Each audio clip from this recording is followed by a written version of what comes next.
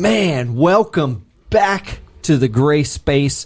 I'm Zeke. That is Dre. Yes, sir. And we got another good one for you guys this week. You already know. Make sure you guys subscribe to become part of the tribe. Do us right. Hit that like and comment if you are rocking with the content. Now, we got a special guest, man. He's been on our list for a while. He has been on there, yeah. And, thankfully, we're able to get it done. We're able to get it done before the end of 2022. I'm with it. Yep. You know what I'm saying? Our guest today is a breath of fresh air in what is now contaminated streets that we walk through. His work and service for the people, you know how we talk about the people, goes mostly untold, but is very appreciated. He is the president of the Who I Am Foundation, which provides outreach to many communities, including youth, homeless, environmental, elderly, veteran, and animal welfare. His quotes on social media will always leave you inspired, and his work in the community speaks with actions and execution. I could tell y'all more, but I'm going to let him tell it. We got Mr. Right One, Anthony Freeman, in the Gray Space. Well, what's good, Anthony? Into the building, man. I appreciate it. I didn't even know I was on anybody's radar. So I was on your list. That's humbling. Yeah, I appreciate, man, for sure, man. I mean, I appreciate that for sure, because we definitely don't, promote, put it out there. We're not paying for promotion and stuff. Right. We just kind of just do. Yeah. Just do what we do, fly under the radar. So I appreciate any time anybody, allows me the opportunity to talk about what we got going on. So thank you. Yeah, it's dope, man.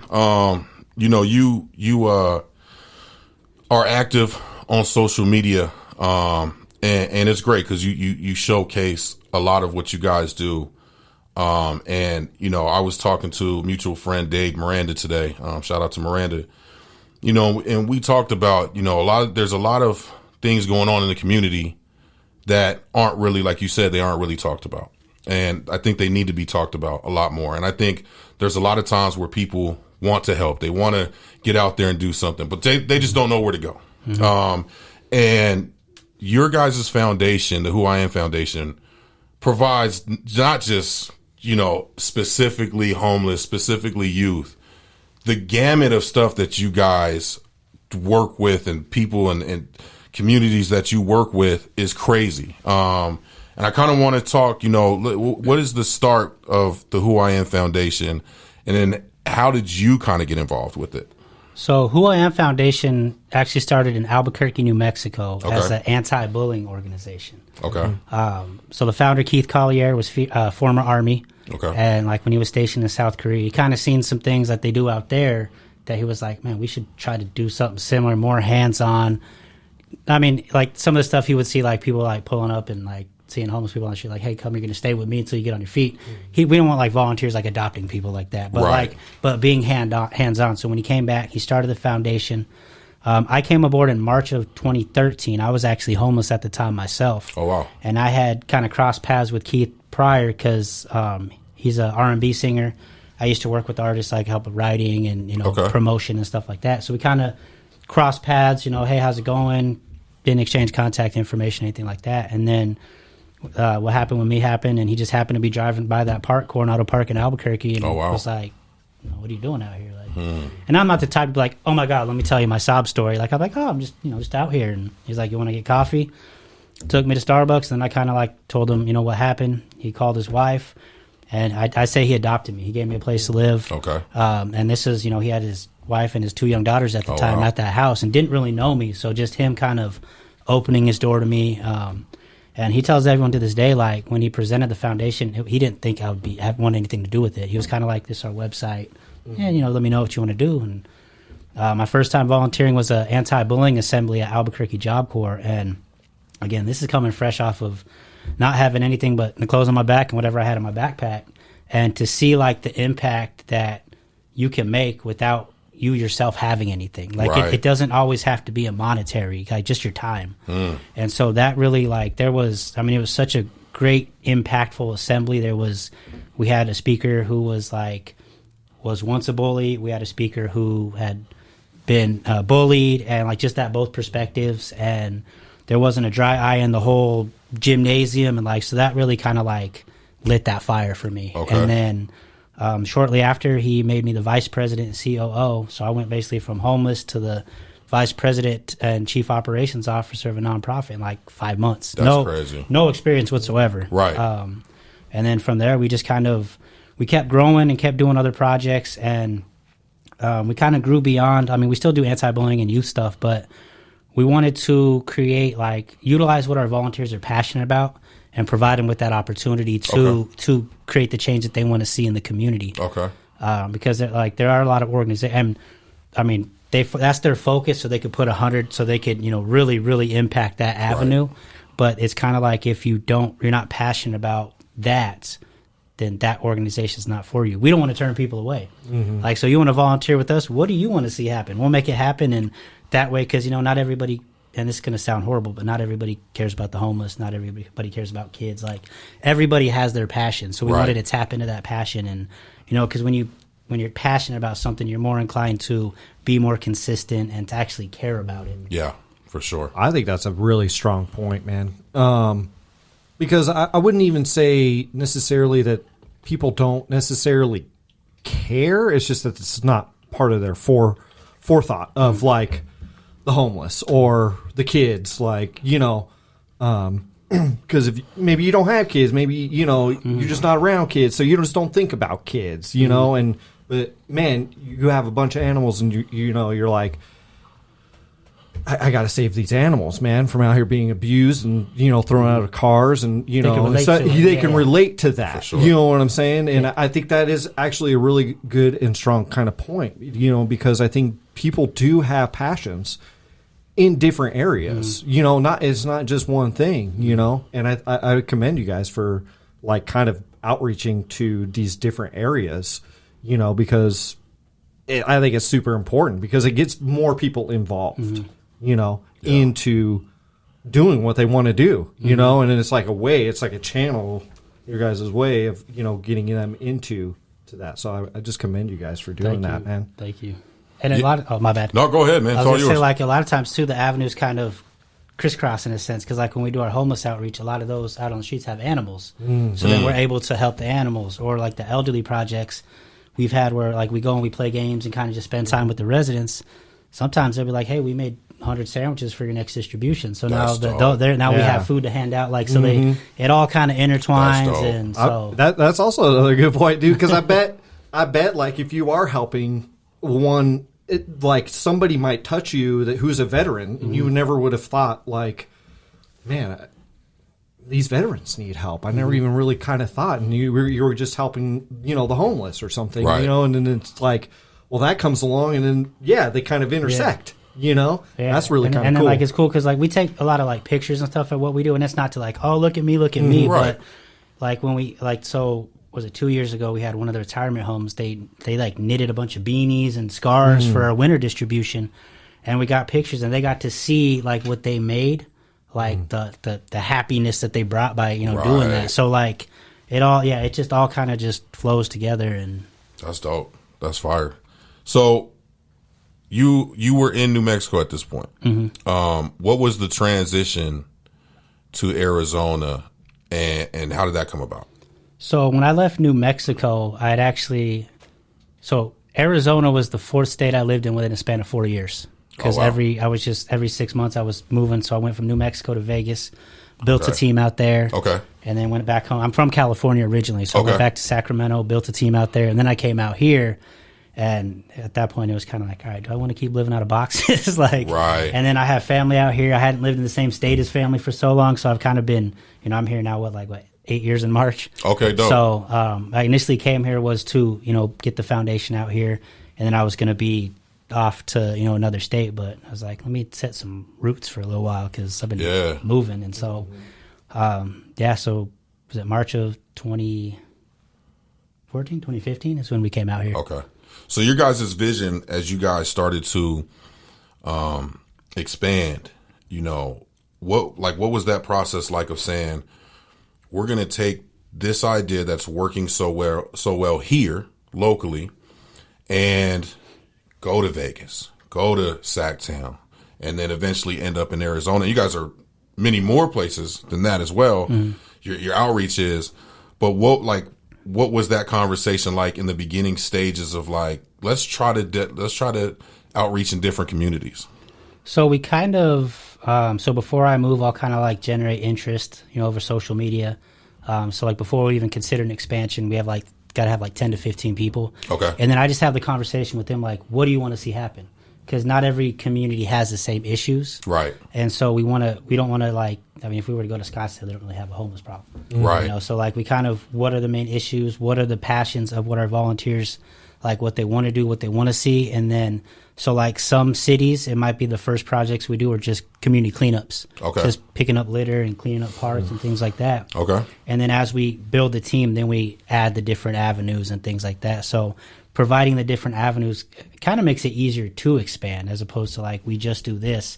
So now we have to find people that just have that like that passion about that. And when you guys are expanding, are you saying you're trying to generate the interest? Are you going to these communities first? Like how does that process look for you guys when you're trying to find people in these communities to be a part of what you guys got going on? Like what's that process like?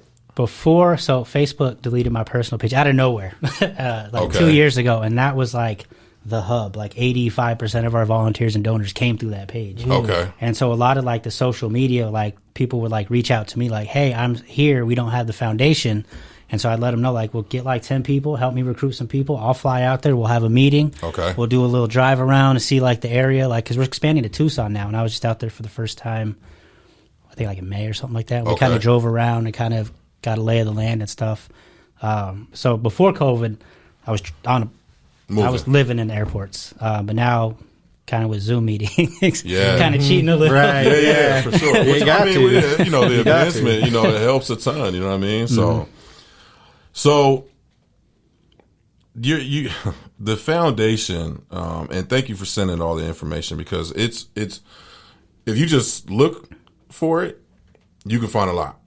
But once you sent me like everything, and that wasn't everything. Okay, that wasn't the full spiel. Okay, that was like the bullet points because there's a lot of other stuff. Like there's stuff that we do because we do throughout the year. Okay, like we're year round. Every week we got 2 to 3 projects out here. Like, dope.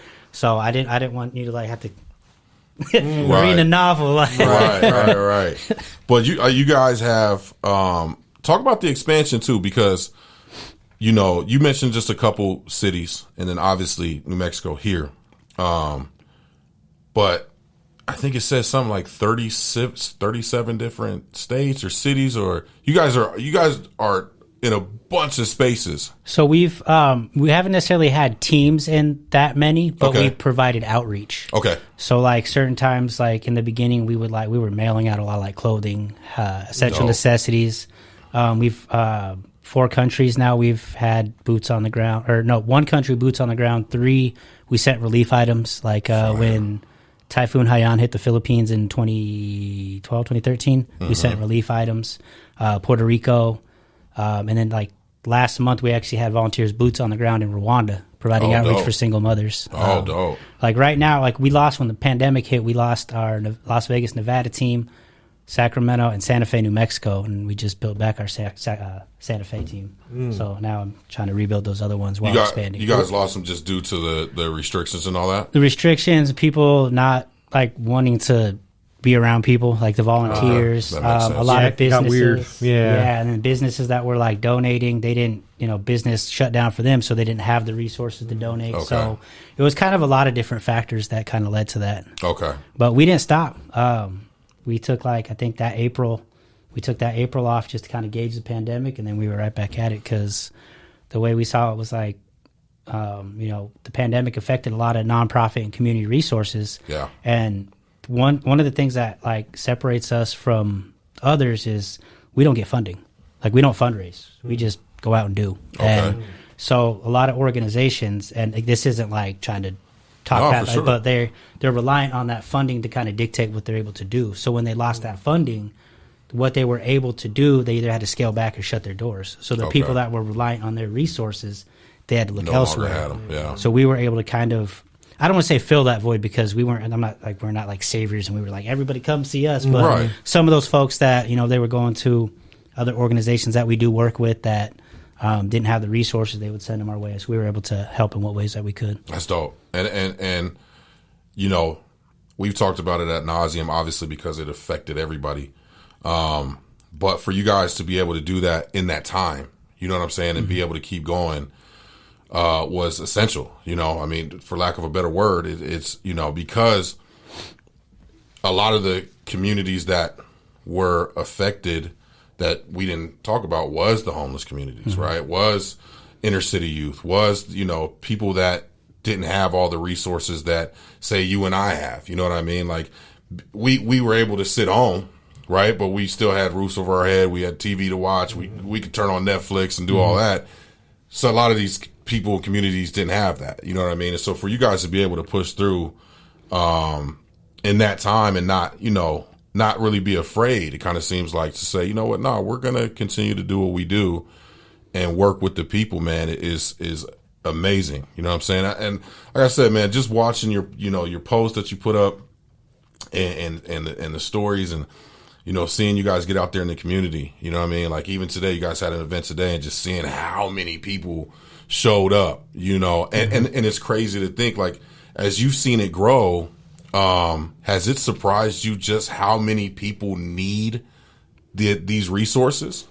In the beginning, it kind of did. Okay. Now, not as much. I mean, it was surprising that we almost doubled up on the amount of kids that were registered for our event today. Right. Like, and it was really like, it didn't hit me how many families there was until we were there, and that was it was so many cars. But yeah, I think the surprise factor comes in as far as like the support we've been able to get has surprised me. Like, Okay. and because again, like, I mean, I don't really go out, like, I'm not on social media asking for money. I'm not asking, like, this is what we're doing. If you want to help. And, Right. I mean, just with the event we had today, the community support that we got towards the end, because we were short. We did a toy wrap on Wednesday, and we were short like 140 toys. Okay. And so we kind of put it out there, and the community rallied together and made That's sure dope. that we had. So all week I've been, where do you need me to pick up toys? I'm driving there. And like, so Okay. that, it was a pleasant surprise, Right. you know, because sometimes it's not always the case to get that type of support. And so, like, I'm beyond appreciative that like, people on social media, like, saw what we were working and Yeah. what our goal was and helped us to reach that goal, because we ended up getting 100 more toys than we needed. So That's fire. That's nice. Real quick on the donation part, because I was reading the list of all the donations, and this kind of just caught me as kind of interesting, and I just kind of wanted to know, because it's like, you know, toys, socks, clothes, tables, sofas, all kind of stuff. What is it with the why no mattresses or sleeper sofas? Because I found that kind of interesting. for one, it's the hygiene aspect of it, because like bed bugs, right. and then also the transporting of it. Okay. And like, we don't have like a whole lot of storage space, so we don't have like the only time we really take furniture is if we have a family, like through the years we've helped families, like their house burned down and they need help, or we've helped people transition from homelessness to a new place of residence, so we'll do like drives to collect furniture for them and stuff like that. Right. But a big part of it is also just the storage aspect. Yeah. And just not having anywhere to really put it. Like, would you take a brand new mattress, like if somebody Yeah. lost their house or something like Yeah. that and was all like Oh, wrapped up absolutely, from yeah. a company or something? Yeah. Okay. I was just kind of curious about that. I kind of figured about the bed bug type of deal. Like, I kind of get the hygiene part of it. So I was like, just sure. kind of curious about that, you know, because everything else on there was like explosives and stuff like that. And I was like, Yeah. well, yeah, obvious, but, you know. And one thing that people are actually surprised too that we don't take is razors, because actually, like for shaving and stuff like 'cause, that. Yeah. After meeting with because anytime we expand to a new city, I meet with like the chief of police. Like, what can we do? How can we do what we do without like interfering with you do? How can and Right. And they've told us like that's basically handing a weapon, because you don't know the mindset. Right. And, Very and true. so that's why we don't take razors. Like, Okay. so. Makes sense. Yeah. You never know what people are going to do. I mean, that's why we have warning labels on stuff, and you're like, why is that? That's Like, kind of don't ridiculous. drink this. Like, what if I can't drink bleach? Right. Well, obviously somebody tried it once, so they had to put it on the label. Yeah. So I've got a list here, and for the people who are tuning in, whether you're listening or watching, I'm gonna list off just some of the things that you guys do. I listed them off in the beginning, but essential necessities. Obviously, we talked about youth, elderly, animal, tutoring, environmental, computer literacy, employment preparation, which I thought was interesting, cooking, and financial management. And you said there's a laundry list of other stuff that you guys do as well. Yeah. I want to touch on a couple of those things. For one, computer literacy, employment preparation, and financial management. Yeah, the financial one is interesting. Is very, very interesting to me because we live in a world where, for one, we're computer dependent. Employment preparation, a lot of people don't know how to prepare for not only just interviewing, but then once they're, and I mean, there's kids, 17, 18, 19, whatever kids that are getting jobs that have no idea how to just work, just be at a job and work. You know what I'm saying? Yeah. So how did that really come about where you guys started adding more of the essential skills that people need on an everyday basis? So it started with, because we have a youth enrichment program. We Okay. have an elementary, a middle, and a high school. And the high school, a lot of it is geared towards preparing kids for real world stuff that I wasn't given. Like at high school, I loved history, never used it in my life. Like, Right. Yeah. Right. So, Right. giving Yeah. them tools that they need to succeed. I mean, not know before it was like balance a checkbook, but who writes checks? Right. Nobody writes checks anymore. Exactly. Right. Yeah. But like Exactly. just still the budgeting aspect and financial literacy, like how to budget, things like that. And then so what we do is we have career fairs, and at the career fairs we'll have, at the last one we did, we had like at least 200 on the job hire, like you could get hired on the spot. Dope. We do resume building. We do a business attire drive, so then we could get them an outfit for that business interview. Okay. Crisco Kid from the Bounce 101, he's supported us for years, but he'll come and kind of talk to them about like how to separate yourself from other candidates. Okay.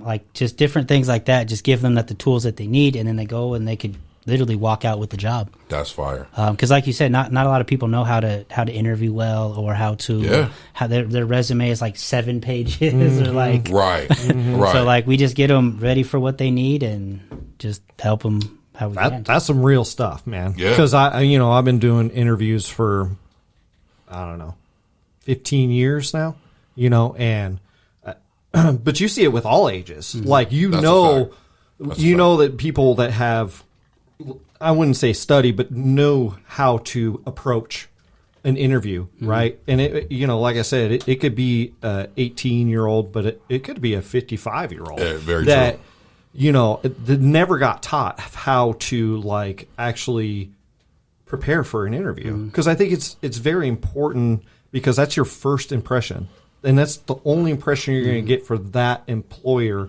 to hire you. And it's such an essential part. Same with the finances part, right? So when you get a job and you start making money, man, like don't go blow all your money, right? And don't take all these credit cards and there's aspects of everything, right? And I just again, I think that's so fascinating that you guys have those, for people to learn to get these jobs, because there are a lot of jobs out there, especially now after COVID, there's a lot more jobs out there for people to go get, and they're paying pretty good too, And you could get hired with no previous experience. They'll train you. They're like all that. And Like this is the time to get hired, honestly. Like That's if the you need a job, slash attempt to hire, all right? that, yeah. And it's good to get your foot in the door somewhere, because even if it's a big company and maybe you're just moving boxes around or something like that, Right. But there's other departments. Maybe you want to move somewhere else and go to the IT department or Just something. get You know that what I'm start, saying? yeah. You just kind of work yourself up and go. It's always good to get your foot in the door somewhere.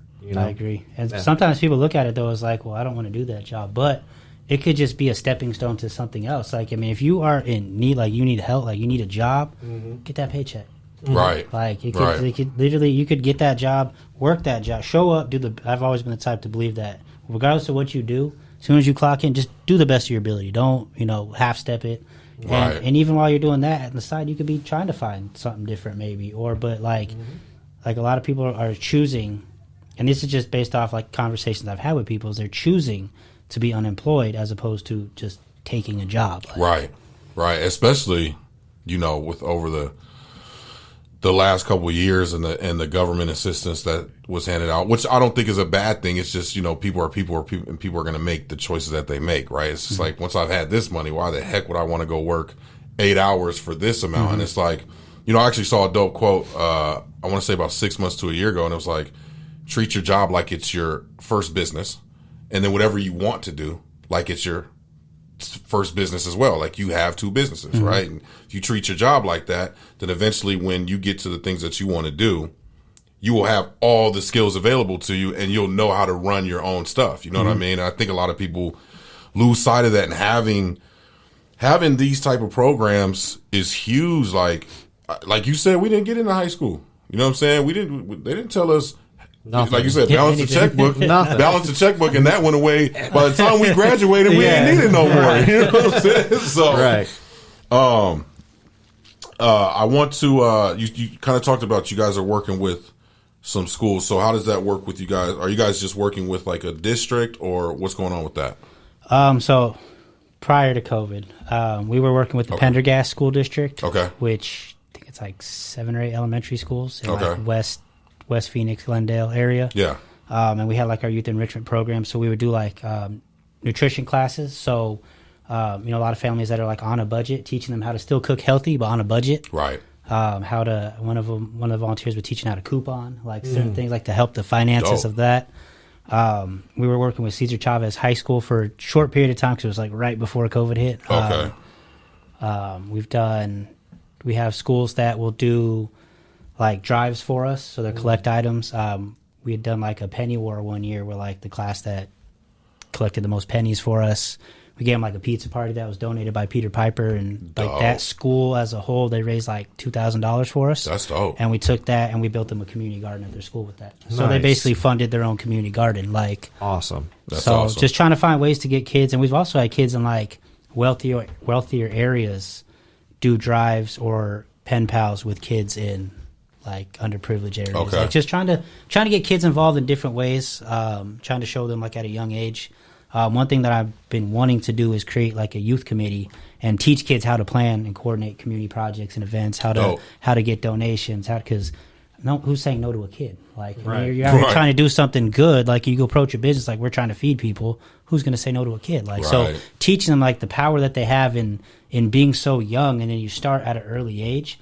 By the time you graduate, like college application, like you could say you've been volunteering for like how many years, and you oversaw a project or event that fed X amount of people. Like just trying to kind of big picture it for them all and give them those opportunities and give them a voice, because a lot of times there are kids that they might see something and they don't know, because we have kids at everything we do. And we had a cleanup a couple months ago, and I was picking up trash with this kid, and like the whole group kind of moved forward, and he was like, he wasn't going to leave this area till every cigarette butt was picked up. Gotcha. So I was right there with him, and he was like, man, there's a park by my house that could use this. I'm like, you're like 9 years old. Like what 9-year-old was like thinking like that? Thinking I was like, well, that. Where's it at? We'll get it on the calendar. And we got it on the calendar. He was like, wow, I didn't know that you were actually going to, like, I was just kind of putting that out there. Like, it was your idea. We cleaned up, where you said, like, and I haven't seen him since. But I hope that it was kind of like, I want to keep at it. Like. Yeah. Sometimes you never know, though, how I think we talk about this a lot. And especially recently, this has kind of been coming up where you never know. You can say one thing to a kid, an adult, doesn't matter, and how it affects their life. Like it could be one sentence, and we do it to each other, and he'd be, you remember you said this to me? And I'll be like, no, and it's an impression, and they will never forget it. And it can be something so you think is so minute and minuscule, but it means a lot to somebody when an action or you say just a couple words to them, like have a good day. It can be as simple as that, So, like, I think you probably did. That kid probably did take something from that. You just probably will never know.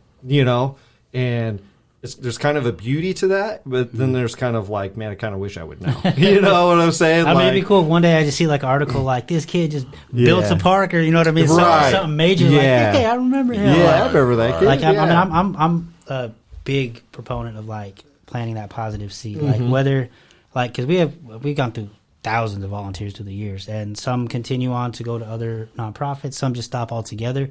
But like, it's always great to see people like continue with doing something positive, even if it's not with us. Right. Like if you're doing good, I'm never going to wish it like that you fail at anything. Right, like, right. And so, and like one thing with us too is we're 100% volunteer based. So there's no paid staff, myself included. So a lot of times too, our volunteers will get job offers and opportunities from other like organizations that are like paid salaries. So they get that opportunity, but they might not have got that opportunity because when they came to us, they didn't have any experience. Right. And I don't care about experience. I'll teach you, like I'll show you. And so, and they're like, oh, I don't like, they're timid about take. Like, no, take it. Yeah. Take that opportunity. That puts you in a position to have an even greater impact. Like, it doesn't have to, just because we're not on the same team doesn't mean we're opponents. Like, Right. Yeah. Like, we're not competing against each other. Great point. We're just trying to provide the same service, even if it's a different company. yeah, at the end of the day, if the community benefits, it's a win. Yeah. Yeah. It doesn't have to be me or my organization. Like, Can we talk about volunteers real quick? Because there's on your website, there's three levels of that. Can we talk about the 3 levels real quick, if you don't mind talking about that? So, like, planning committee is like our planning committee essentially plans and coordinates what we do. So it's like we have the different avenues. So we have like, a youth coordinator. So they would plan and coordinate like the youth projects and events. Okay. Distribution team plans our homeless outreach, elderly outreach, like things like that. And then we have like assistant under that. So it's like a little team within the team. It's like an hour or 2 a week. So not like a huge commitment. But that is more of your more commitment heavy. Yeah. Like we have a weekly Zoom meeting. Like if you're on the planning committee, just attend the meeting, hop in and just stay in communication and on the same page and things like that. Then we got frontlines volunteers, and they're the folks that like, I don't want any responsibility. Just tell me where you need me and what time. Yeah, I'm pulling up. Yeah. Okay. And then behind the scenes, they're the ones like their schedule may not permit them to actually physically come out, but they help throughout the week with like donation pickups, making phone calls, like like wrapping toys like we have for this week. So like they may not like life or like schedule, they can't come out, but they'll help with a lot of stuff behind the scenes. And all 3 levels like are key to everything that we do. And where can they go to do that? Is it just through the website? So they could go through the website. They can, they can email me, anthony.freeman@whoiamfoundation.org. The Facebook page, Who I Am Foundation, Instagram, Twitter. Like if you just like send a message with your email address and what city you're in, we'd be more than happy to give any and all information. I love questions. You get me talking about the foundation, you might want to sit down because I'm gonna talk your ear off. Okay, that's nice. good. Yeah, man.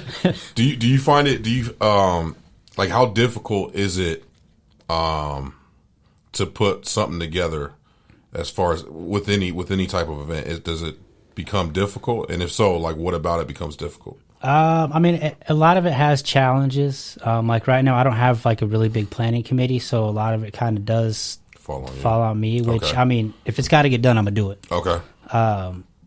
So like the biggest obstacles that we tend to have is like a lot of the families that register for like these events, they don't like follow certain instructions that we send, and we send those instructions to like make it be efficient. Like today we asked people not to show up till 12:55, and we had people there before I got there. Oh wow. And then like they're like, well, can we just park? Like I need parking spots for my volunteers, and we're setting up here in the parking lot, and kind of just the not really paying attention. And we asked, like, we sent out like, hey, this group come at this time.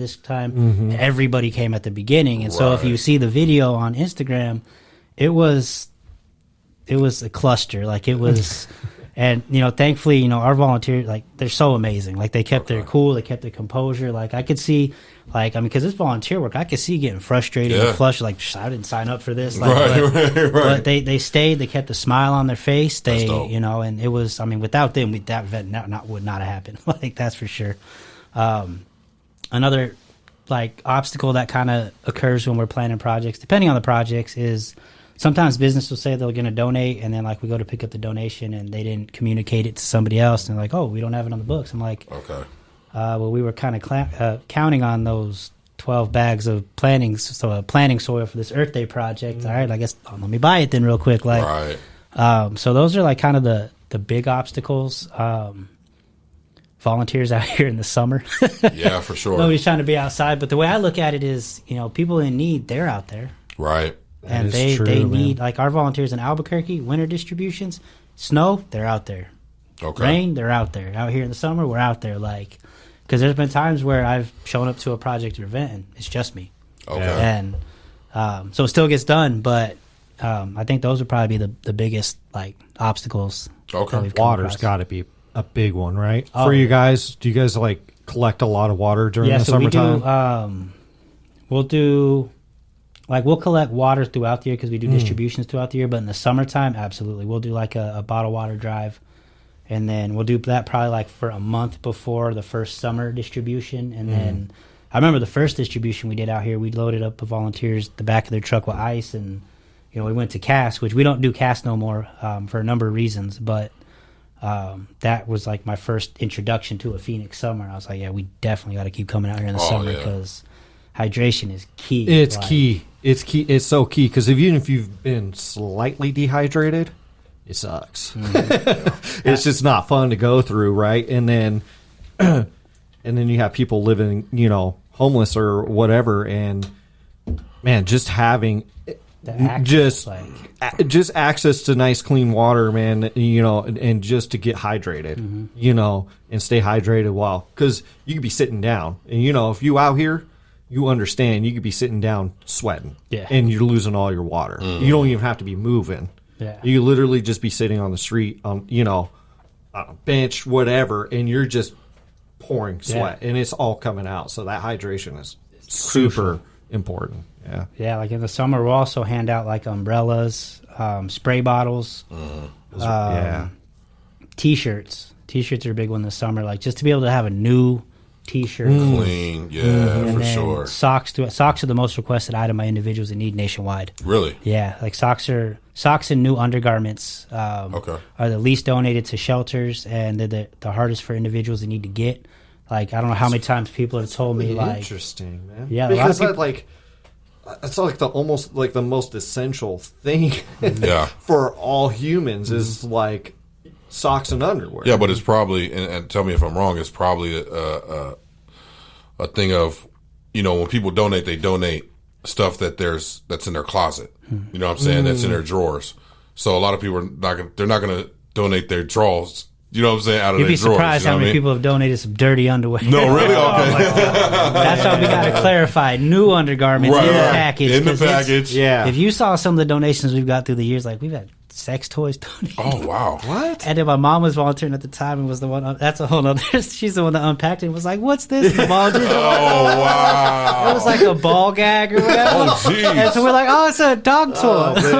That's people sometimes use donating as a way to just get rid of stuff. So we have had used undergarments. Okay. So go with new socks and new underwear. Just go buy new socks and new underwear and go donate. I don't think people think that way. I know they don't, but I'm putting it out there for everybody. Like, go buy some, new socks, new underwear, and donate it.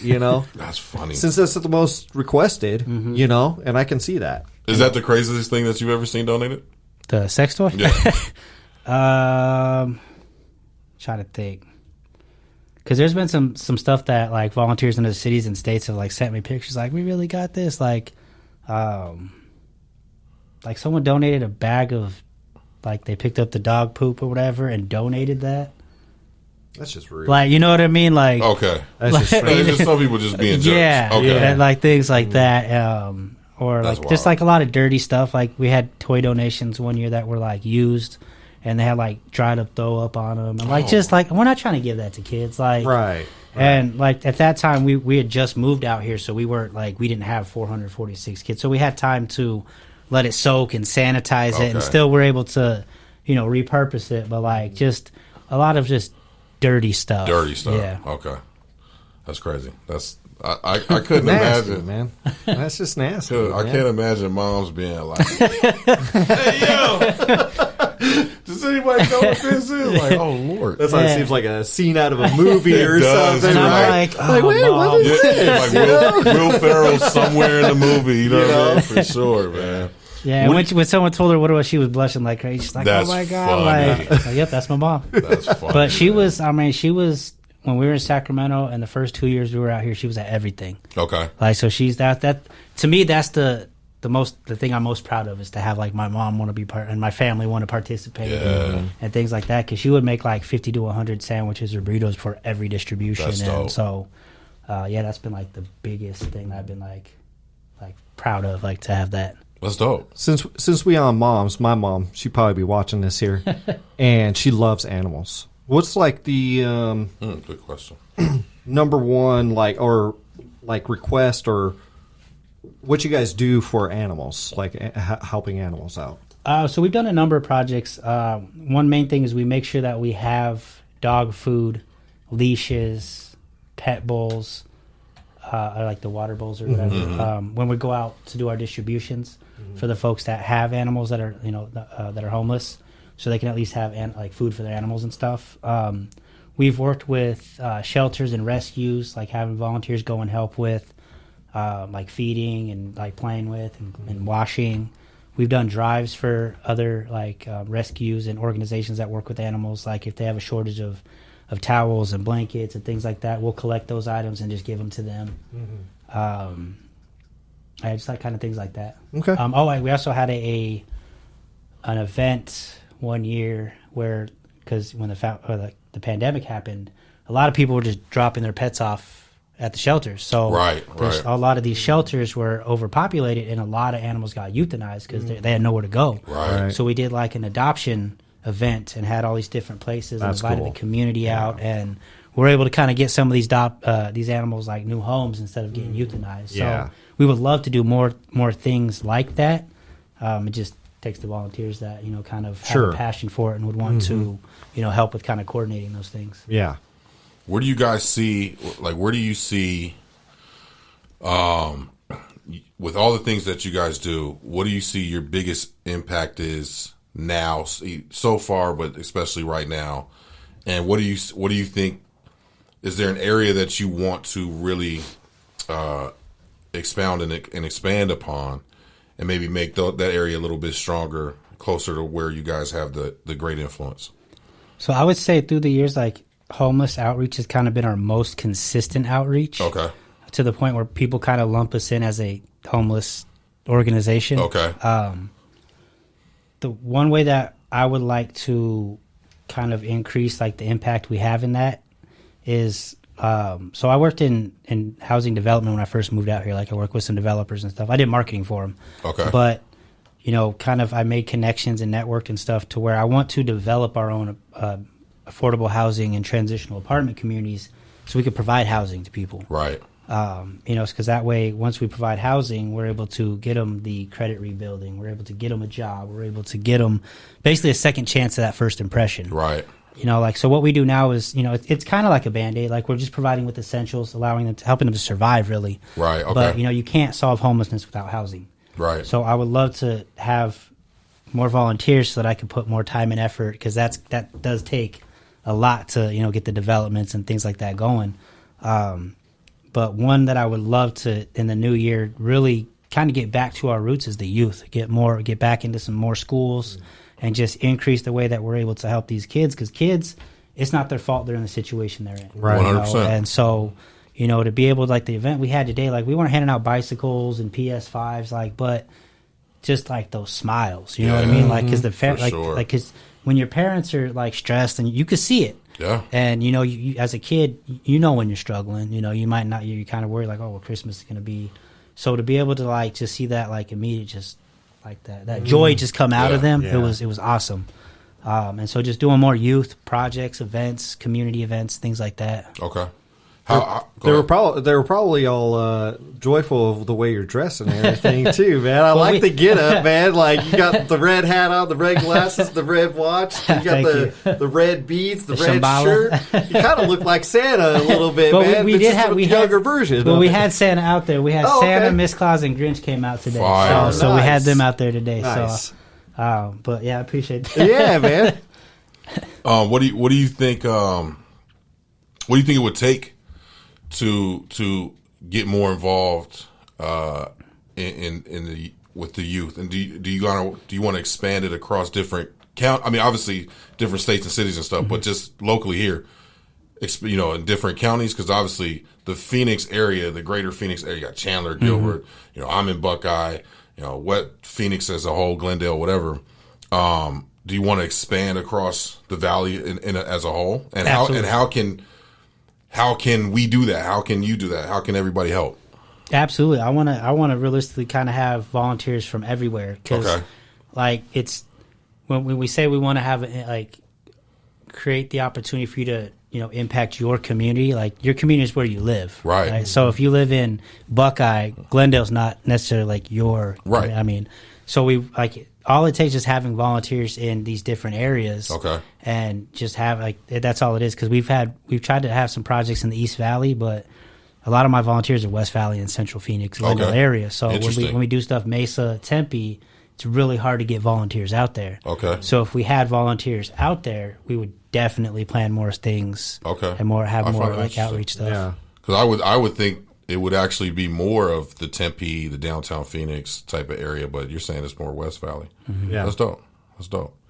I did have something that popped up on my feed a couple of days ago. I don't know if you've heard about it, but the recent like sweeps of the homeless communities. Have you heard about this and read up on it? Do you know like how they're taking and like throwing away all their stuff and yeah. So what like educate the people kind of what's really going on and what are your feelings on that? Like I can't speak on as far as like the ones that are doing it, but I've seen it through years in a number of cities and states. And I can understand like both sides of it. Like as far as like the, you know, having encampments and, you know, things like that. Like for a city, it's not a good look. Right. You know, and there are like, you know, especially when it's like residential areas and businesses, like it's hard for that to kind of, you know, mingle. But on the other side of it is like the very little that these folks do have, now you're just throwing it away. Right. So whatever they've been able to kind of work up and accumulate or hold on to, now they're starting even further behind than where they were. So how is it? How does that help the situation? And it doesn't help to just go dump them at Cass, because Cass is already over. Like they have people staying at that. They're just at their max right now. Like, so it's like it's not benefiting anybody. It's cleaning up areas, making them look clean, but it's not helping anybody. It's not. It's like helping the homeless statistics per se. But not really helping them. So a city official can say, well, we got rid of homelessness over here, but all you did was push them. Transfer it somewhere else. So it seems very political. Yeah. And this is not no for sure. No, for sure. Call out we got city officials that support us. Yes, for sure. No. Yeah, I'm not trying to throw nobody under. No, I wasn't trying to throw nobody under the bus. It's just something that just came across that I wasn't aware of. You know what I mean? So just wanted to get a little bit more tuned in. Yeah, in Albuquerque, they actually so the Coronado Park, which was the park that I was living in when I became homeless, was kind of like where we were doing a lot of our outreach, because it's kind of like where the heavy congregation was. They just flooded it out and kicked everybody out. So now you have a lot of like residents around there complaining even more, because where else are they going to go? Right. And so like there's just a lot of things that are being done that I don't think they're not really getting input from people that are actually out in the community. They're listening essentially to the constituents, which I mean that's kind of what they're supposed to do. Right. But anything involving, you know, homelessness, things like that, why not find like a way to help that? Like there's so many abandoned buildings. Right. I was just gonna say, man, like it seems simple, but it's just we just need more buildings, right? Like we just need another building that we can like house for, you know, some of these people for a night, a couple nights a week, whatever it is, right? Whatever the time frame is, but more of them, because I feel like we, as a society as a whole, the United States as a whole, it's just like there's one or two, and that's all you got, maybe 3 or 4, you know, depending on the size of the city. But how many does that help? You know what I'm saying? Like it just needs more of it. Yeah. You know, more places where people can go get help. Yeah. Right. You know, and a place to sleep for the night or get a hot meal or you know whatever. So to me, it's just like, yeah. How many abandoned buildings do you see? Just turn that into something. You know what I'm saying? Like I don't know. It doesn't seem that hard, but I know there's, you know, again, it's political. It can get political. It can get, you know, we don't want this here. This isn't the area for this or whatever. However they deem that, you know, for city ordinances and stuff like that. What kind of makes it hard too is like, so they have like community development block grants and things like that, but a lot of times they just award it to the name they know.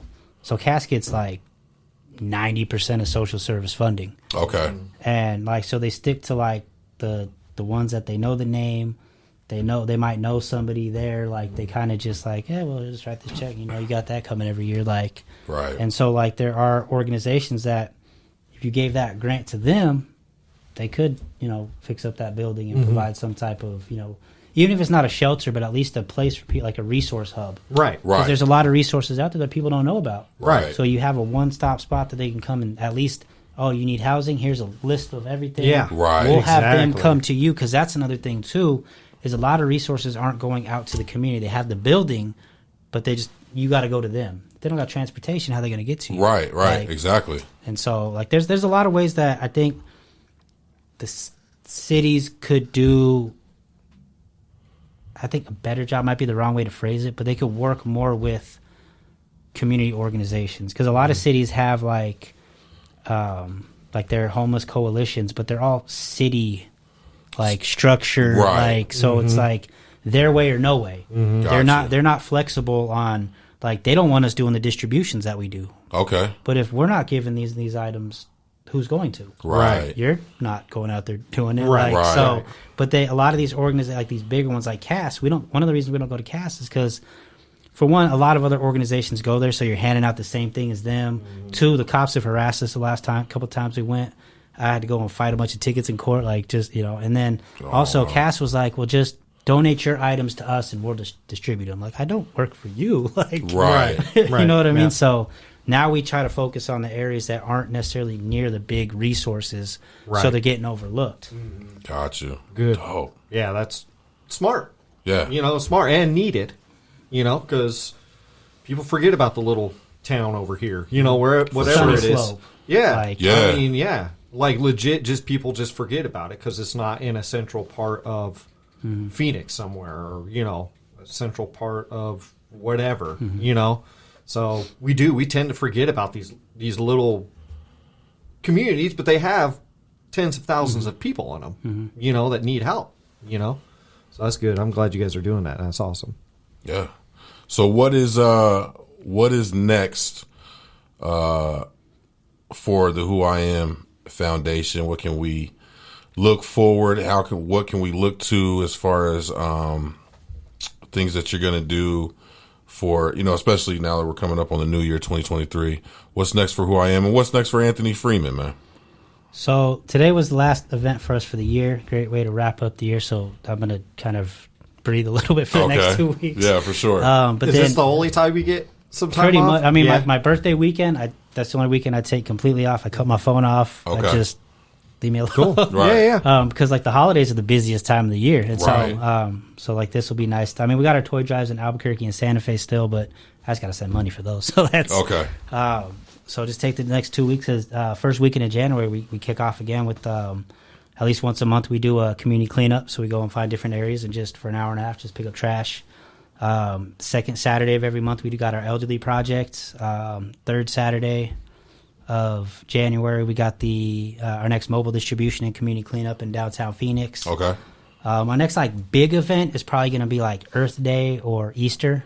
This year for Earth Day we had over 80,000 flower seeds donated, and like 30 trees, and we went to a preschool and planted them with the students over there. So That's dope. doing something similar like that. So that'll probably be the next like big event. But I mean, we got projects every 2 to 3 projects a week out here. Okay. So just staying at it, staying consistent with it. I mean, the more volunteers we have aboard, the bigger the impact we can make, and the more things we could do, the more we're able to do at each project and event. And like even with the cleanups, like our volunteers kind of see it, because you got 20 people out there for an hour, you can cover a lot of ground. Right. Like, so we've been able to clean up a lot of area. Like I think downtown Phoenix, going over there for a span of like 4 months, twice a month, we clean up like 7 blocks of downtown Phoenix, just a little bit at a time, hour at a time, and just kind of chip away at it. Just, you know, growing and, you know, to keep growing and keep going. You know, I really want to get us down to Tucson, get the Las Vegas team back up. I'm trying to have a team in all 50 states. That's the end goal. That's the goal. I just need volunteers. People that, and it's not even like a big commitment. Give me an hour, 2 hours a week. Like you can, with 10 people giving an hour a week, you can make a lot of magic happen in the community. Okay. And if you don't believe me, let me show you. Don't believe me, just watch. Right. Is there anything that we missed? Anything you want to touch upon? I know there's probably a time limit, so I don't want. No, you're good. No. I told you, get me talking about the foundation. I'm gonna talk your ear off. Yeah, for sure. Yeah, that's what I'm saying. There's so much ground to cover. We haven't touched on it because for 2 years we did a food box distribution every Friday out here, and in an hour every Friday we were providing food to anywhere from 100 to 200 kids. Okay. Like we stopped doing that because we lost the food provider, but huge thank you to Proper Eats because they gave us food. They prepackaged it, sorted it, and dropped it off to us at the location. So all we had to do was, drop it off. So they helped out tremendously. But like those are the types of projects that we like to do. We like to it's just an hour at a time, but consistently, because that's where a lot of people kind of like not fail, but the impact isn't as strong is because they're not consistent with it. Like I see a lot of people, they'll have one big event a year, which that's awesome. You know what I mean? They might have helped like 1,000 people at that event, but it's like one time a year. Like consistency is key in like anything that you do. In everything, for sure. So like just, just need the volunteers really. Businesses that want to get involved, we survive off of tangible donations. So like we don't fundraise, we don't get a lot of funding. But like dentist offices, they'll donate toothbrushes and toothpaste and hygiene items for us to hand out. Hotels have donated like the little travel sized toiletries and blankets and pillows. And just getting these businesses that, they want to get involved. Einstein Bagels, a lot of times they'll donate the bagels that they didn't sell at the end of the day, and then we get to go feed people with it. Right? So just kind of just looking for businesses that want to get involved that doesn't necessarily mean like give us money. Right. Like there's ways that you could help beyond monetary contributions. Okay. I was just gonna ask about that. Like money can, because people are busy. We could all kind of maybe give an hour or whatever, even in small increments or whatever. But if you have money to give, do you guys like that? Do you guys like getting money? Oh, absolutely. I'm never gonna be like, no, we don't want your money. Right. It's just as good as getting like socks and underwear and packages, right? Yeah, because so we got Cash App, we got Venmo, we got you can donate through the foundation website. We absolutely will take money, and it does help tremendously. And 100% of your contribution goes to the community. Whereas I don't know a lot of organizations because they have staff overhead and salaries, and we don't have that. So, and if you want your monetary contribution to go to a specific thing, you annotate it in that donation form. 100% of your donation goes to that. So it's not like, we'll take like $20 for this and let's pay the light bill with this. Got you. So 100% of your monetary contribution goes where you want it to go. Okay. But I've never liked asking for money. Fundraising is my biggest weakness. And so we don't fundraise. We just kind of do. Okay. So we try to, we do what we can with what we have. And, we've been able to just with that, not having funding, we just hit our 10-year mark in October. Right. But since 2014, we've had a project in one city or state and another every week. Dope. Without funding. And it's tangible donations, people just, giving items. And, we do have a lot of volunteers that will, want to contribute, which we don't require or ask that of volunteers. But, if you show up and you made like a bunch of sandwiches, I'm not going to be like, no, we're not going to hand them out. You know what I mean? First and foremost, our volunteers, all credit goes to them. Okay. I've said it since day one, and I will continue. I take no credit for anything we do. Without our volunteers, none of what we do would be possible. Dope. They are the fuel of our organization. Do you think that you guys, because I know it's like asking for money, but do you think that's something that you might look to do in the future, or are you going to stick to the game plan that you have if we now? get somebody that comes aboard that likes to fundraise, absolutely. Gotcha.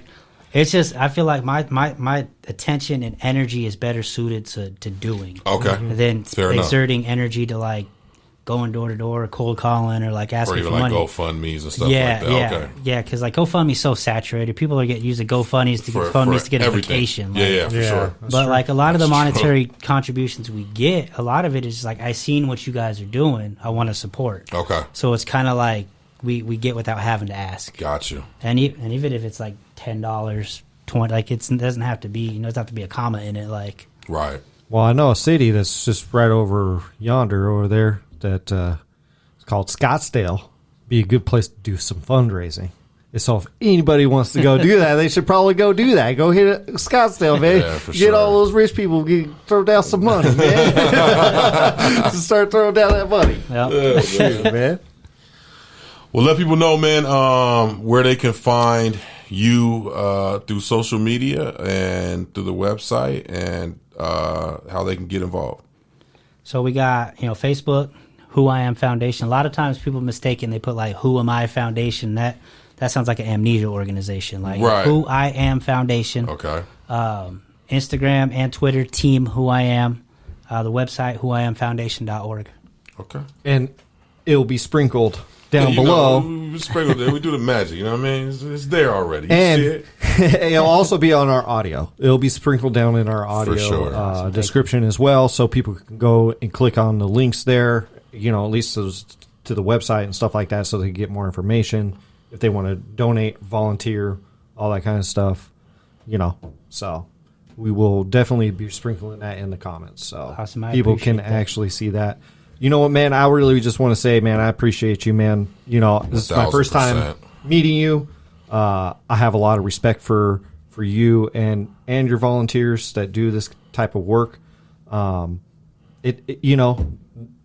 We kind of said it at the top, man. Not everybody has a specific drive of something very specific, but you're all around doing everything, trying to get things lined up, even if it's not your strong suit of fundraising. But I'm sure you would be like, bring it on, let's do it. It takes a special person to do that, and I really do appreciate you. And we need more people like you in this world, man, because it just makes the world go around. To 1000. care for everything in the community, whether it be people, the environment, animals, just everything that it's life, man. It's just Life. It's everything. It's all life, all encompassing, and I give you all the props in the world, man. I really appreciate it. And I can't wait, because I do want to talk to you again. Maybe next year we'll come back around and see what's going on, and, see how things are improving, or, see where you're at, and get the word out there more and more, use this platform, For sure. because if that's one way that we can help, shoot, man, if you want to come on every 3 months, I'd have no problem with that either, For sure. I'm serious, man. Like, any way that the gray space can help, we're here for you, man. I appreciate that. And I think for me, what kind of got me into this was hitting rock bottom, experiencing homelessness myself. Yeah. So I kind of used that to I would never call myself like an inspiration or motivation, but to try to remind people, even if you are at the lowest of lows, use that to propel you, use that to, fuel whatever it is that you want to pursue, because nobody in my life ever expected that. I never thought I wanted to be in the NBA. Okay. But I didn't go past 5'7". I can't go left, so it wasn't happening. But nobody thought that I would be doing this, and it took. I say it, that is what my purpose found me, because I hit that low. If you are at a low time, this could be the thing that the minor or the minor setback for a major comeback. Yeah, for sure. Because you hit rock bottom, the only way to go is up from there. That's what I try to use my social media for, is just to be that positive commercial break in a sense, because it's so flooded with negativity. Yeah, the streets is contaminated, man. And so if a post of mine, whatever, is, I don't ever post for likes. If one person needed to see or read something at that time, right. that's what it's for. And even whether you let me know that you read it and you needed it and you appreciate it, I appreciate that. Or even if you don't and it still resonated, and you that's, to me, that's what it's all about. I'm each one reach one. It's a domino effect. Yeah, for sure. Well, thank you, sir, for pulling up to the gray space. Everybody, please make sure you guys go follow this brother on Instagram, Mr. Wright, right as in right, WRITE1. Make sure you hit all the links. Go check out Who I Am Foundation. Get out there and help. Get out there and whatever you can. Help Mr. Anthony Freeman, you know. Better the communities, man. And if you're in a state where Who I Am is not there, reach out. Let's get them there. Let's get them there so they can help your communities. You know what I'm saying? That's right, man. And I got to get a pair of glasses like that because those are fire. Zenny. Zenny? Oh wait, they didn't pay me for that. But I want to thank you both for having me over here, like inviting me and getting me out. Absolutely, like, I really do man. appreciate that. And like I said before, not kidding around, nothing, man. Doors always open, man. If you have something to say and you want to promote something, call us up, hit us up, man. We are here for you. Doors are wide open. Thank you. I appreciate that. We really appreciate you. You guys stay safe. You guys stay positive out there. And as always, this is The Gray Space. Peace.